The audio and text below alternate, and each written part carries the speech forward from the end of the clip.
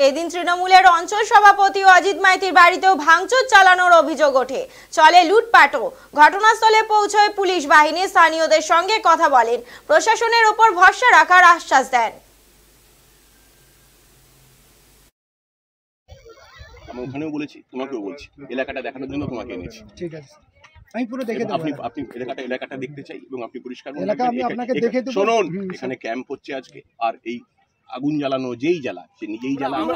যদি মনে করেন যে আমাদের প্রয়োজন নেই, আমাদের কথা শুনবেন না, আমার বলে দিচ্ছি, আমি 15 মিনিট সময় নেব, 15 মিনিটের মধ্যে আমরা পুলিশ নিয়ে চলে যাচ্ছি।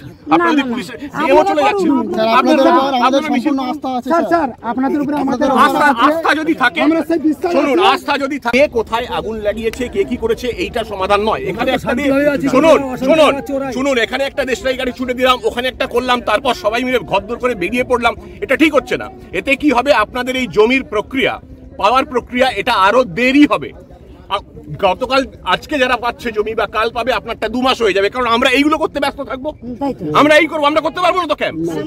শুনুন, আবার আপনি কথা বলছেন, ওই আপনি সমাধান চান কি চান না?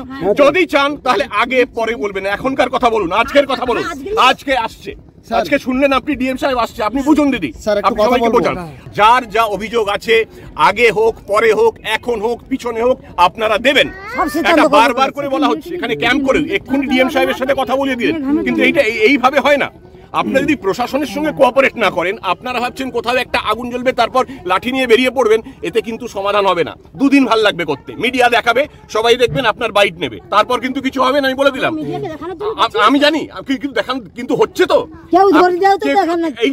অন্যদিকে একটা কিছু ঘটনা ঘটবে, অন্য সবাই চলে যাবে, আর আমরা থাকবো, কিন্তু অন্য কোনো ঘটনা ঘটলে চলে যাবে লোক, সাংবাদিকও চলে যাবে, আমাদেরও চলে যেতে হবে অন্য জায়গায়। কত হলে তাই অশান্তি করবেন না জায়গাটা।